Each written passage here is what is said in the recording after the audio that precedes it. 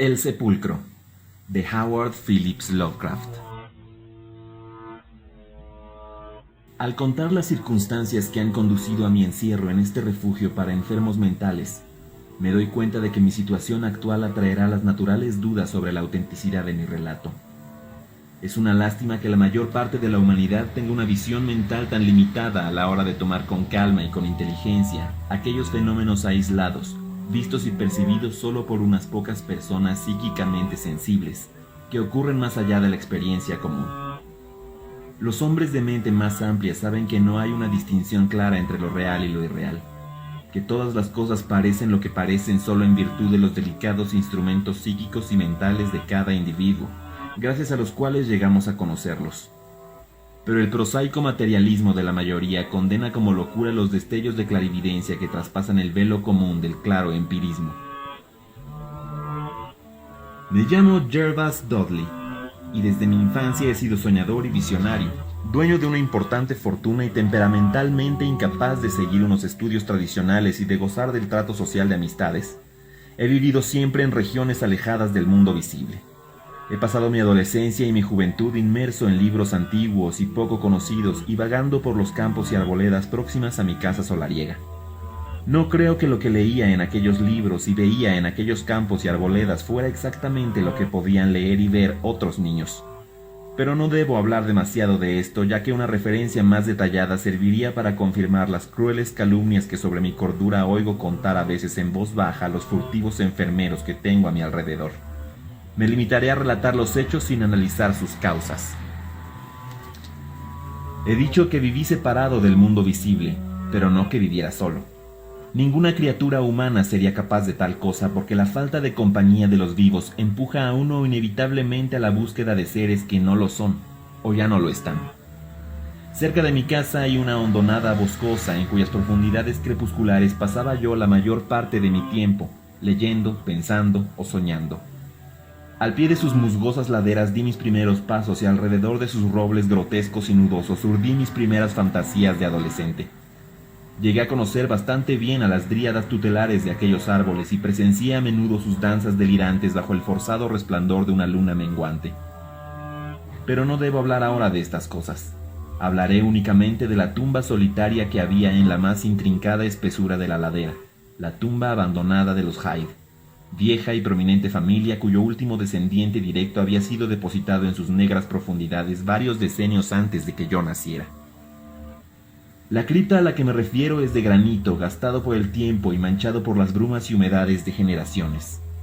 Excavado en la falda del monte, el recinto solo tiene visible la entrada. La puerta, una losa imponente, está sostenida por unos goznes de hierro herrumbroso y permanece extraña y siniestramente entornada y sujeta con candados y pesadas cadenas de hierro a la manera de hace medio siglo. La residencia de la familia, cuyos vástagos descansan aquí en sus urnas, coronaba en otro tiempo el declive en que se encuentra la tumba, pero hace tiempo que se derrumbó abatida por las llamas que provocó un rayo. Los habitantes más viejos de la región hablan con voz atemorizada de aquella tormenta que destruyó, a mitad de la noche, la sombría mansión, aludiendo de esta manera a lo que ellos llaman la ira divina, y que en los últimos años avivó en mí la siempre fuerte fascinación que había sentido por el sepulcro oculto en la espesura. Solo un hombre había perecido en el incendio. Cuando el último de los Hyde fue enterrado en este lugar de quietud y sombras, la urna de sus cenizas llegó de un lejano país al que la familia fue a establecerse luego del incendio. Ya no hay nadie que deposite flores ante el pórtico de granito, y son pocos los que desafían las lúgubres sombras que parecen demorarse extrañamente junto a sus piedras desgastadas por el agua. Nunca olvidaré la tarde en que descubrí esa escondida morada de la muerte. Fue a mediados del verano cuando la alquimia de la naturaleza transmuta el paisaje selvático en vívida y casi homogénea masa verde. Cuando los sentidos se embriagan con esas oleadas de húmedo verdor y de fragancia sutilmente indefinible a tierra y a vegetación. En tal ambiente la razón pierde perspectiva, el tiempo y el espacio se vuelven triviales e irreales y los ecos de un pasado prehistórico llaman con insistencia a las puertas de la conciencia cautivada. Había estado caminando todo el día por las místicas arboledas de la hondonada, hundido en pensamientos que no vienen al caso, y conversando con seres a los que tampoco hay por qué mencionar. A la edad de 10 años había visto y oído muchos prodigios ignorados por la multitud, y en determinados aspectos me sentía extrañamente anciano. Cuando, después de abrirme paso entre dos zarzas enmarañadas, encontré la entrada de la cripta, no tenía idea de lo que había descubierto. Los bloques de oscuro granito, la puerta extrañamente entornada y los relieves funerarios esculpidos en el arco no causaron en mí ninguna asociación dolorosa ni terrible. Yo sabía y había imaginado muchas cosas acerca de las sepulturas y las criptas, pero debido a mi carácter especial, me habían tenido apartado de todo contacto con cementerios y lugares de enterramiento. La extraña construcción de piedra en la boscosa ladera era para mí un simple motivo de curiosidad y fantasía, y su interior frío y húmedo, que en vano traté de espiar a través de la tentadora rendija, no contenía para mí signo alguno de corrupción o de muerte. Pero en aquel instante de curiosidad nació en mí el loco deseo que me ha traído a este infernal confinamiento. Acuciado por una voz que debió de brotar del alma espantosa del bosque, decidí entrar en la atrayente oscuridad a pesar de las gruesas cadenas que me cerraban el paso. A la luz débil del día sacudí las herrumbrosas cadenas con el objeto de abrir un poco más la puerta de piedra, y traté de deslizar mi cuerpo delgado por la angosta holgura. Pero ninguno de mis intentos tuvo éxito. Mi inicial curiosidad se volvió frenética, y cuando regresé a casa en el creciente crepúsculo, había jurado a los 100 dioses del bosque que sin importar lo que costara, algún día forzaría la entrada de esas frías y tenebrosas profundidades que parecían llamarme. El médico de barba gris que entra a diario en mi habitación dijo una vez a un visitante que tal decisión marcó el principio de una lamentable monomanía. Pero dejaré que el juicio definitivo lo emitan los lectores cuando lo sepan todo. Los meses siguientes a mi descubrimiento los pasé haciendo inútiles intentos de forzar el complicado candado de la cripta y haciendo discretas averiguaciones sobre la naturaleza e historia del recinto.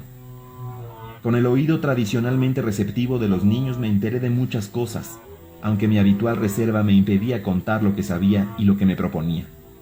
Quizá merezca la pena aclarar que no me sorprendió ni me produjo terror enterarme de la naturaleza de la cripta. Mis originales ideas sobre la vida y la muerte me habían llevado a asociar vagamente el barro frío con el cuerpo que respira, e intuía que la grande y siniestra familia de la mansión incendiada estaba representada en cierto modo en el recinto de piedra que trataba de explorar. Los rumores que corrían sobre ritos misteriosos y profanas orgías que se habían celebrado en épocas pasadas en la antigua residencia despertaron en mí un poderoso interés por la tumba ante cuya puerta permanecía sentado a diario durante horas y horas. Una de las veces arrojé una vela por la rendija de la puerta, pero no conseguí ver nada salvo un tramo de húmedos escalones de piedra que descendían. El olor del lugar me producía repugnancia y no obstante me fascinaba.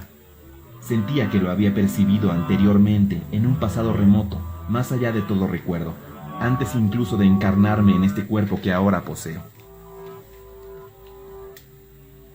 Al año siguiente del descubrimiento de la tumba, di con una traducción carcomida de las vidas paralelas de Plutarco, en el desván de mi casa, desde siempre atestado de libros. Leyendo la vida de Teseo me sentí muy impresionado por ese pasaje que habla de una gran piedra bajo la que el joven héroe encontraría la prueba de su destino cuando fuera lo bastante fuerte para levantar su enorme peso. La leyenda tuvo el efecto de aplacar mi vivísima impaciencia por entrar en la cripta, ya que me hizo comprender que aún no había llegado el momento. Más tarde, me decía, llegaría a tener la fuerza y el ingenio que me permitirían abrir fácilmente la puerta encadenada. Pero hasta entonces debía conformarme con lo que parecía ser la voluntad del destino. Así que mis vigilancias junto a la húmeda entrada se volvieron menos insistentes, y dediqué gran parte de mi tiempo a otras ocupaciones, aunque eran igualmente extrañas. Me levantaba a veces en silencio por la noche y salía furtivamente a pasear por los cementerios y lugares de enterramiento, lugares de los que mis padres me habían tenido apartado.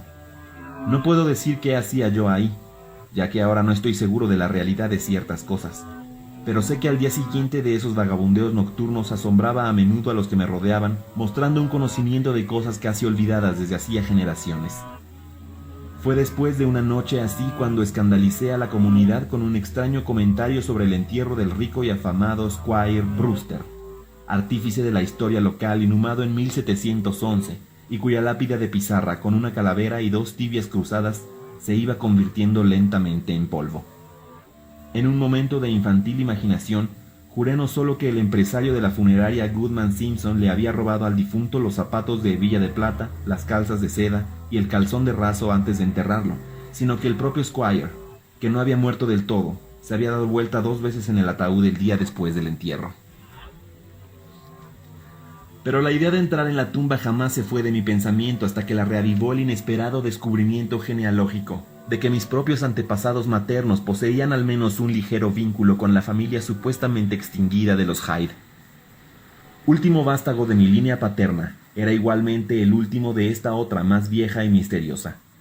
Empecé a sentir que la tumba era mía, y a pensar con ardiente ansiedad en el momento en que pudiera cruzar el umbral de piedra y bajar a la oscuridad por aquella escalera cubierta de limo.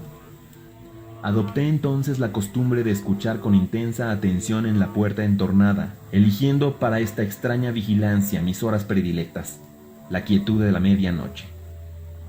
Por la época en que llegué a mayor había hecho un pequeño claro en los matorrales delante de la mohosa fachada de la ladera, dejando que la vegetación de su alrededor lo cubriera como las paredes y el techo de un cenador silvestre. Este cenador era mi templo y la puerta encadenada mi altar, y allí me acostaba en el suelo musgoso pensando extraños pensamientos y soñando extraños sueños. La noche en que tuve la primera revelación era calurosa. Debí quedarme dormido de cansancio porque cuando escuché voces tuve la clara sensación de despertar. No quiero hablar de sus tonos y acentos ni referirme a su calidad, pero sí puedo decir que noté extrañas peculiaridades en el vocabulario y la pronunciación. En aquel oscuro coloquio parecían estar representados todos los matices del dialecto de Nueva Inglaterra, desde las toscas expresiones de los colonialistas puritanos a la retórica precisa de hace 50 años. Pero de eso me di cuenta después. En aquel momento mi atención estaba puesta en otro fenómeno, un fenómeno tan fugaz que no puedo jurar que fuera real. Al volver a casa fui sin vacilar a un cofre carcomido que había en el desván, y allí encontré la llave que al día siguiente abrió con toda sencillez el obstáculo que durante tanto tiempo había tratado de forzar en vano. Había una luz suave de atardecer la primera vez que entré en la cripta de la ladera abandonada. Me sentía embargado por un hechizo y el corazón me saltaba con una exultación difícil de describir. Cuando cerré la puerta detrás de mí y empecé a descender por los goteantes peldaños a la luz de mi vela, tuve la impresión de que conocía el camino, y aunque la vela chisporroteaba por el vaho sofocante del lugar, me sentí extrañamente a gusto en aquel ambiente estancado de pudridero. Al mirar a mi alrededor descubrí numerosas losas de mármol sobre las que descansaban ataúdes o restos de ataúdes. Algunos de ellos estaban cerrados e intactos, otros casi habían desaparecido, quedando sus asas de plata y sus placas aisladas entre curiosos montones de polvo blanquecino. En una de las placas leí el nombre de Sir Geoffrey Hyde, quien había venido de Sussex en 1640 y había muerto aquí unos años más tarde. En un nicho llamativo había un ataúd bastante bien conservado y vacío, adornado con un simple nombre que me hizo sonreír y estremecer a la vez. Un inexplicable impulso me decidió a subir a la ancha losa, apagar la vela y tumbarme en el interior de la caja vacía.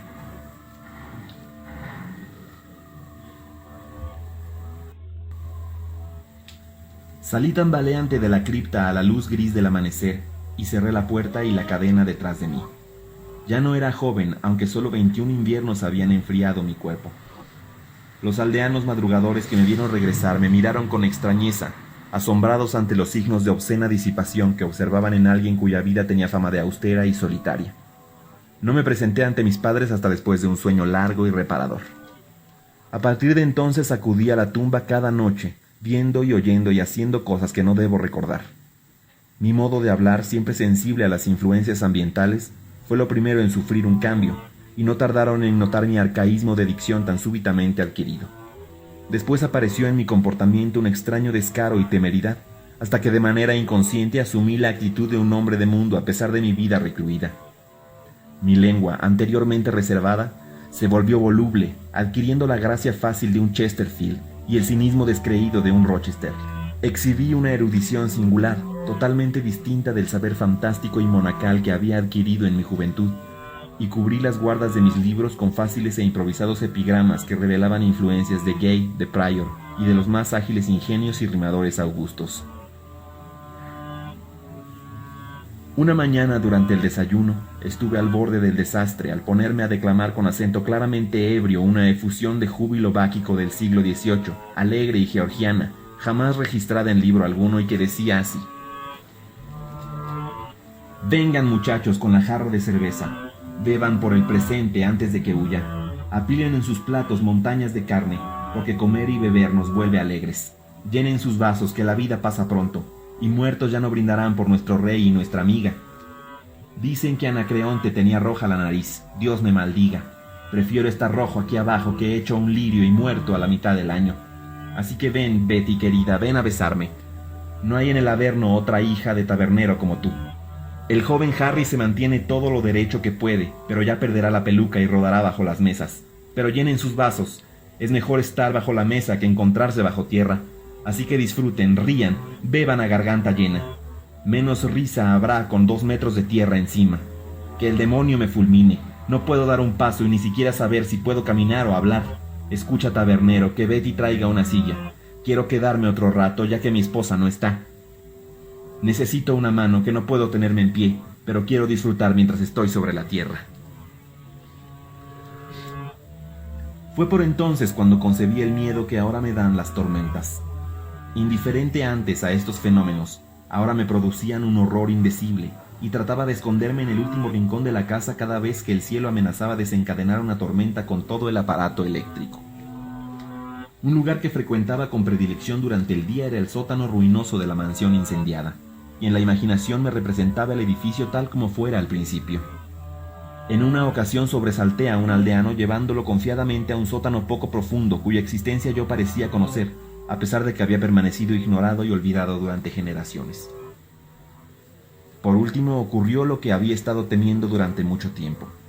Mis padres, alarmados por el cambio operado en la actitud y el aspecto de su único hijo, empezaron a ejercer sobre todos mis movimientos un afectuoso espionaje que amenazaba resultar catastrófico. No había hablado con nadie de mis visitas a la tumba y había guardado mi secreto propósito con celo religioso desde mi niñez.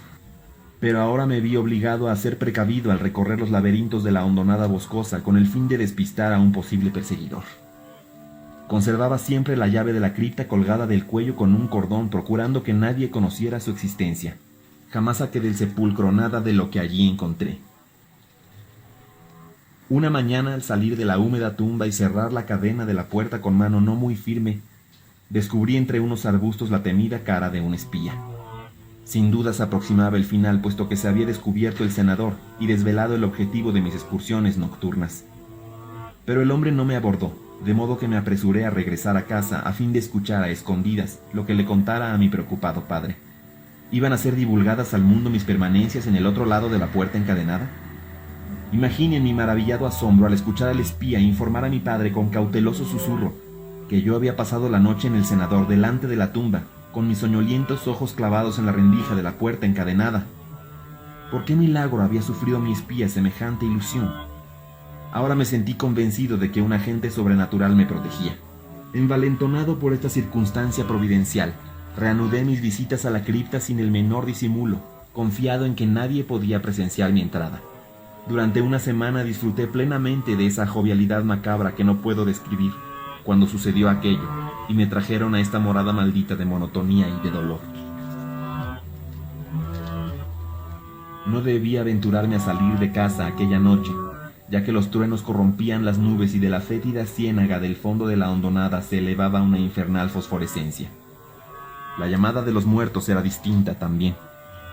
En vez de brotar de la tumba de la ladera, me llegó del sótano carbonizado de lo alto, cuyo demonio tutelar me hacía señas con dedos invisibles. Al salir de la arboleda a la planicie que rodea las ruinas, descubrí, al resplandor brumoso de la luna, algo que siempre había esperado vagamente. La mansión que había desaparecido hacía un siglo se alzaba de nuevo con solemne majestuosidad ante mis ojos maravillados. Cada ventana estaba iluminada con el resplandor de numerosas velas. Por el largo camino subían los coches de la aristocracia de Boston, mientras que acudía a pie un numeroso grupo de gentes exquisitamente empolvadas de las mansiones vecinas. Me mezclé con esa multitud, aunque sabía que yo debía estar entre los anfitriones y no en el grupo de los invitados. En el salón había música, risas y vino en cada mano. Reconocí varias caras, aunque las habría reconocido mucho mejor si las hubiese visto consumidas o devoradas por la muerte y la descomposición. Y en medio de aquella multitud desenfrenada e inconsciente, yo era el más violento y atrevido. Mis labios proferían torrentes de alegres blasfemias y en mis escandalosas ocurrencias no respetaba ninguna ley humana, de la naturaleza o de Dios. De pronto estalló un trueno que se escuchó incluso por encima del clamor de la embrutecida orgía. Hundió el techo mismo e impuso un sobrecogido silencio a la bulliciosa concurrencia.